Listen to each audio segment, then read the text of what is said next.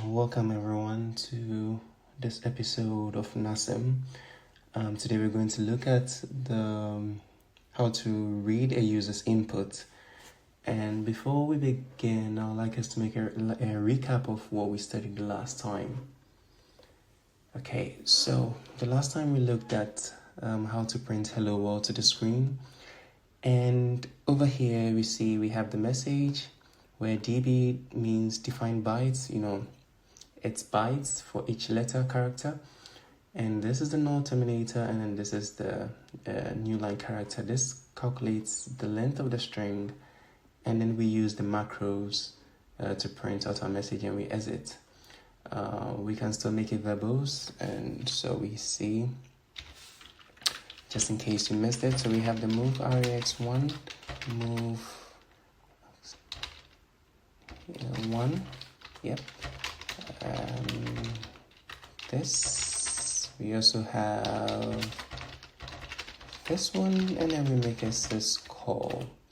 Okay, I'm not going to expand on the exit because we've already looked at that, but I'm just trying to make a message here. I would like to discuss something quickly here. So you see over here on the right hand side we have the Nasm code, and on the right hand side we have the C code, its equivalent C code. And we see that they are quite similar in the sense that essentially our message hello world is over here, and essentially the length of the message is 13, which is over here. Once again, when we look at the print function, right, in the previous video we saw that this is the same as the syswrite, and 1 over here is the file descriptor for the standard out we print into the screen. So standard out is the same thing over here, which C follows. So we have the syswrite, which essentially is telling the function, which is telling us that we're going to write to the function, we're going to write to the screen, and the standard out file number is essentially 1, which is already in this, it's defined in the unit std, and then we have our message and the length of the message. The same thing, we have a message and we have the length of the message. And so these two codes are equivalent. It has like a one-to-one correlation of sorts. Okay, so once we have this, let's look at that of the read, how to read a user's input. Yeah. Okay. Yeah. So I'm going to say read user input, I suppose, like this. Yeah. Okay, so to be able to read our user's input, of course, we're going to have our sections where we have the .data, and we're also going to have the .bss section, and we're going to have the .txt, where this is essentially telling us that where we're going to start our program, which directive, and it's always going to be our start. Sometimes it's main, but most often it starts, depending on what compiler or the linker you're using. Okay, and today what we're going to look at essentially is this. So let's look at the C equivalent code. We're going to look at, we have the user inputs. Okay, I wrote this already. So what we're going to look at is we're going to have to print to the screen, what is your name, Earthling, and then we're going to read the user's input. Of course, we have to add a null terminator to the buffer, which we've already defined here, and then we're going to have to write to the screen. And because this buffer is uninitialized, it means that in our BSS section, we're going to have to, write an uninitialized buffer. So we're going to have the buff RSB, and then we're going to have 10 in this case, where the RSB means we're going to reserve 10 bytes. RSB means reserve, and then the B is the byte. So we're going to have to reserve 10 bytes. And of course, on the right hand side again, we see that we have some strings, which is, what is your name, Earthling? So of course, on the left hand side, we're going to have to define those strings, which are, what is your name, Earthling? Yep. And then we're going to have to add a null terminator to our program. Sorry, our string, sorry. And we're going to need the length of the string also, which is written as the following. Yes. Okay, so this gives us the length of the string. Yeah.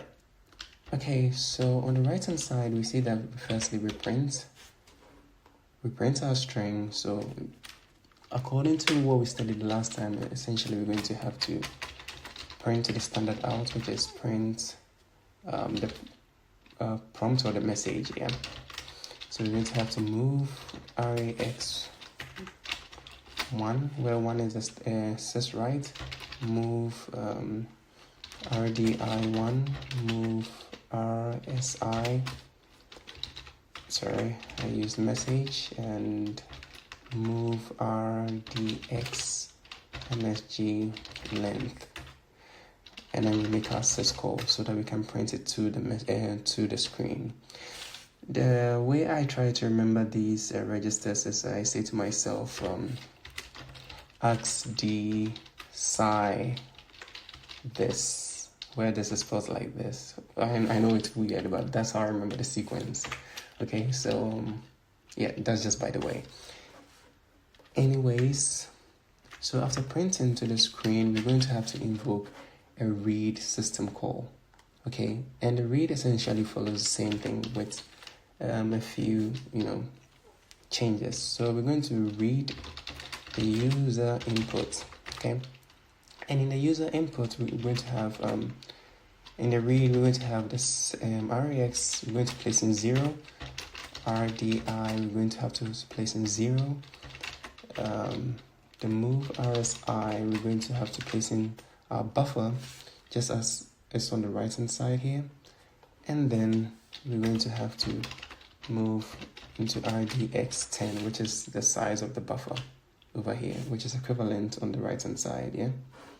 Okay, then of course we're going to have to invoke our syscall. So over here, just like the print, this is a sys read.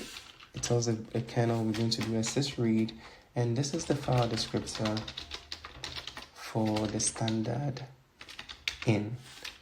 Okay, the standard in is defined as 0, and on the right hand side we see that we have the standard in defined weirdly, which is a standard in file number. It's defined already in the UniSTD, Universal Sexually Transmitted Diseases library, and it's essentially 0. Okay, so there's nothing new here. Now what happens is we're going to require that we're going to place in at the very last value, we're going to have to place in the null terminator. How do we get the very last value? It turns out after most syscalls, our value is going to be placed into, or the length or what we need is going to be placed into the RAX. So we can essentially say move RAX into R8.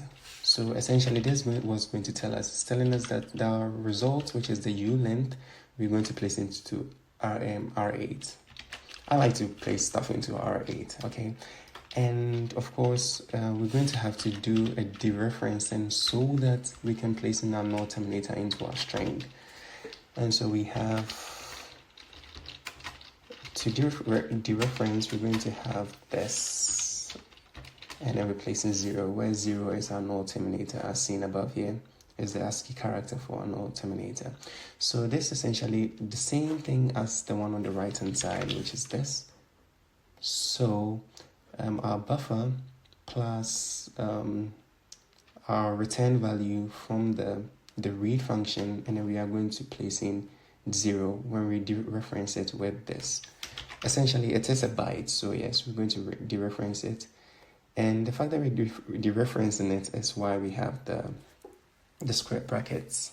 Okay, and so after that we can essentially print back onto the screen, and we're going to print out the user's inputs. So print out user inputs. So we're going to have, let me make it this way, move RAX, of course the same thing, 1 move RDI1, move RSI, and now the buffer, and then we move our DX.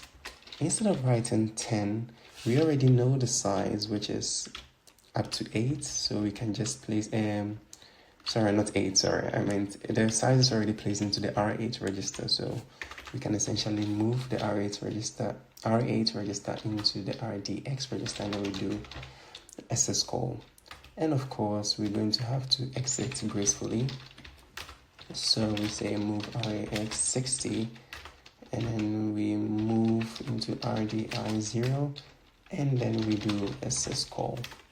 Okay, so let's save this. Hopefully when we run it, we wouldn't run into any problems. And then we have read user input. We run this, no problems. So read user input. Okay, so we have what's your name, we have Hamoyo. Then it prints it back out for us. When we run the C code also, it's the same thing. I've already compiled this. And so we do this, Hamoyo, and then it prints it out. So this is essentially what I wanted to show you guys today. And lastly, if you forget about the file descriptors for the sysin file and also that of the standard error and then the outs, you can find it on this website, which is the IBM. I mean, you can find it basically anywhere, but I found this good source. So we have the file descriptor 0 for the standard in, file descriptor 1 for the standard out, and the file descriptor for the standard error. So this is essentially what I wanted to show you guys, and until next time, have a mind of your own.